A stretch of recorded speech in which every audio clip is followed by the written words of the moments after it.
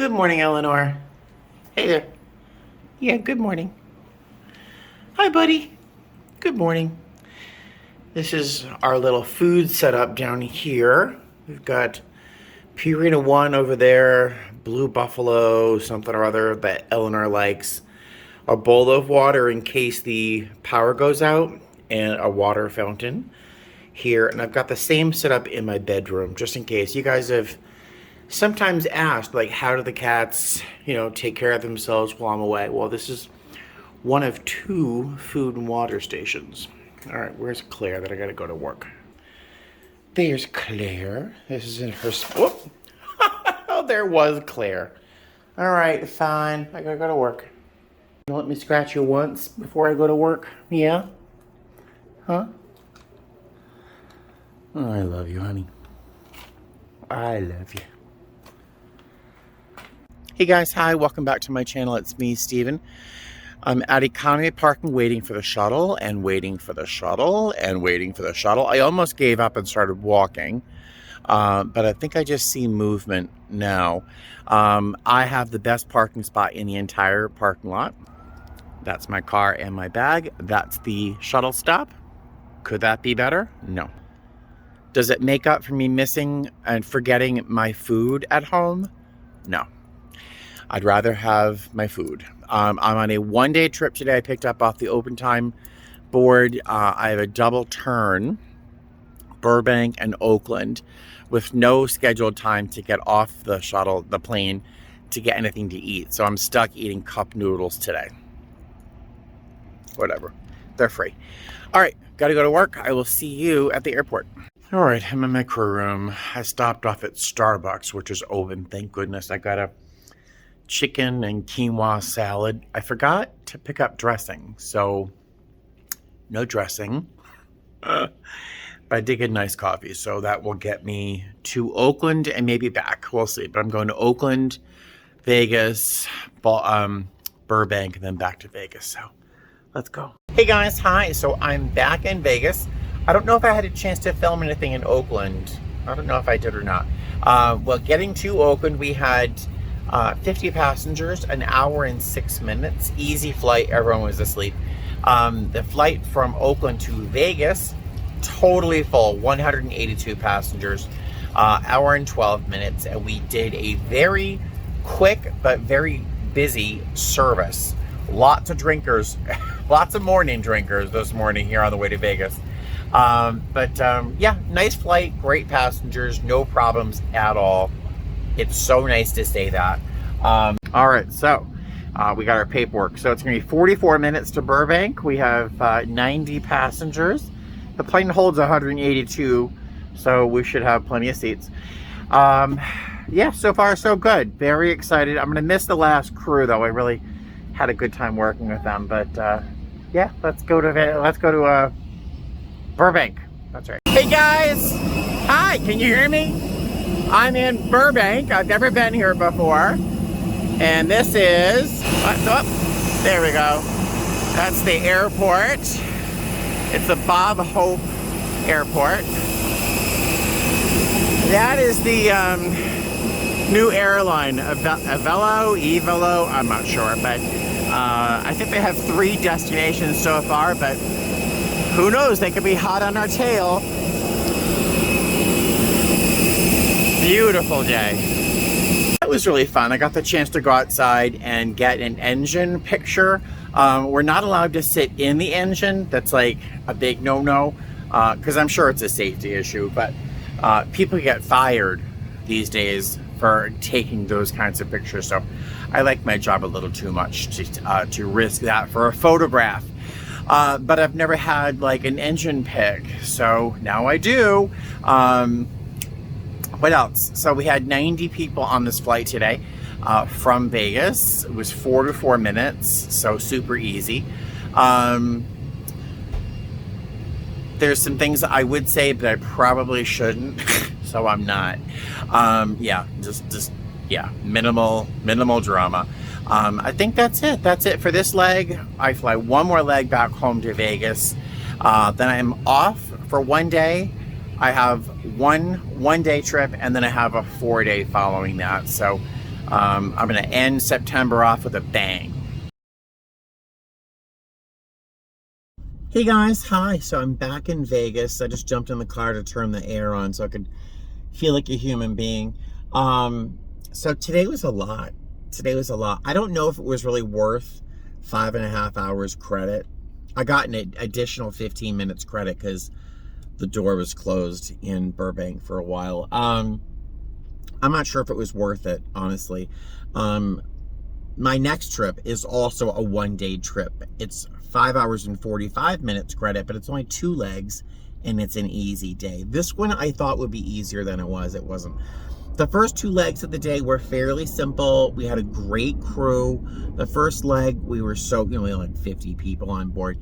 But we had just a really good crew. We worked well together, and there weren't a lot of button pushers like mask rebels, you know.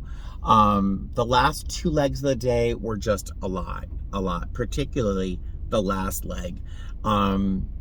It started with, of course, mask rebels. They were just people who, hey guys, hi. So obviously I'm home. My phone stopped recording because it got too hot. Yeah. So what I was saying, I think, is that the last leg of this day was just a lot. And it all started with masked rebels, of course. We couldn't actually move around the aircraft that much during that short flight because the turbulence was pretty consistent. So we stayed seated for most of it. But up and down the aircraft, masked rebels, and then right in the first 3 or 4 rows, it was uncommonly challenging to encourage these people to wear our face covering. Usually the first, I don't know why, usually the first rows of any flight are, I don't know, usually easier. I don't know why this was so challenging, but yeah, it was a tough leg. And I'm not sure if I mentioned it earlier, but Vegas was so busy. It's a very, very busy time in Las Vegas with conferences, concerts, sporting events, all sorts of stuff. Las Vegas had to stop arrivals, so we actually couldn't even leave Burbank until Vegas was accepting more flights. It's been very busy. And that was actually one of the things that some of these passengers couldn't or wouldn't really accept gracefully. They would understand weather, they would understand mechanical, but the idea of traffic at an airport just seemed to be beyond. And it just seemed to make things a lot more challenging.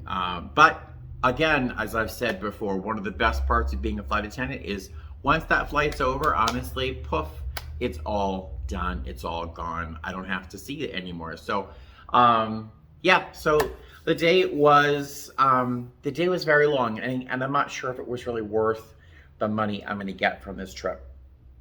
Coming back home, I stopped in by the dumpster near the house, and I threw away some stuff that had been, fast food bags, of course, in the from the car into the dumpster, and my heart stopped. I saw under the dumpster a little fuzzy black and white I mistook it for a kitten. It ended up being a stuffed animal, a little panda or something. At first, I thought it was just a kitten. It's actually very much like what Eleanor looked like when I found her under a car dying. So my heart just stopped. But thankfully, it was a stuffed animal, and I just almost died. I almost died. Yeah, I think that's my day. Thank you for joining me. I do appreciate it. Somehow I always manage to see things differently when I know that you guys are with me somehow. I am off tomorrow. I have to do massive amounts of laundry, but we'll see if that gets done. And then I have another one-day trip, which is just 2 simple legs. I may not even vlog it because I can't imagine. Well, we'll see. We'll see. And then after that, I have a 4-day trip, I think. That has a Boston layover and Atlanta. I don't know. Blah, blah, blah. I will see you soon. All right. Fly safe. Bye. I know. I thought I was done too. But I realized that this video was only about 10 minutes and that's like freakishly short for me. So I figured, you know what? Let me answer the question that I have been telling you that I would answer for months, if not years. I keep saying I hate chasing. I have a chasing pairing. We had a chaser who did this. And you guys keep asking me, Steven, what's a chaser? And I keep telling you, I'll make a video about it, and then I never do. So let's just talk about what a chaser is on in my airline specifically. I don't know of other airlines that call them chasers, but once you hear what a chaser is, it might sound familiar in your own airline. And I would love in the comment section below, if you're a flight attendant and you have different positions, like American, I think uses numbers. But what are your positions and that sort of equal our positions? For example, all of our pairings on every flight has 3 people that make up the base pairing. Flight attendant A, B, and C. And you know A is lead. Now A is basically a liaison between the flight deck and the cabin. During the flight, other flight attendants would defer to the lead in terms of what are we doing now. You know, not that anybody on my airline is more or less qualified. Everyone that works in my airline is qualified to fly lead, and we're all equals. But it's just easier to have one person to go to in terms of any real situation on the aircraft. And it's always better to have one voice when trying to, especially during an emergency, to communicate with the flight deck and so on. So flight attendant A, I'm wondering what my cat is looking at on the wall. Claire, what are you doing? Flight attendant B, I will get to chasing. Flight attendant B is briefs. Flight attendant B briefs, and they are in charge of briefing the emergency exit row in terms of their responsibilities and the requirements for sitting in those emergency exits. They're also in charge of one section of the aircraft for compliance when it comes to bags, you know, tray tables, and so on. Flight attendant C used to make our safety briefing, or their safety demo. They would read it. Now, most of our demos are recorded, and the lead now plays them from the FAP up in the front. So C doesn't really do much in terms of speaking anymore, unless they want to. They can certainly read their announcements if they'd like. I'd rather hear a human being read their announcements rather than a bodiless voice. I think people pay more attention when a person's speaking. But they would be in charge of the back galley, the back lavatories. On a 319, just because it's different. A 319, their area of compliance goes from the galley up to row 21 as well. So they are responsible for some seats on a 319. But on a 320 and 321, they stay in the back galley. Now, we have 5 positions, A, B, C, D, E. We talked about A, B, C. D and E are flight attendants that are required when we have additional seating. For example, for every 50 seats, not 50 passengers, for every 50 seats or portion of, we need 1 flight attendant on board. So at 319, we have 149 seats, I think, 145 seats. And so we only need 3 flight attendants. That's 3 fragments of 50, right?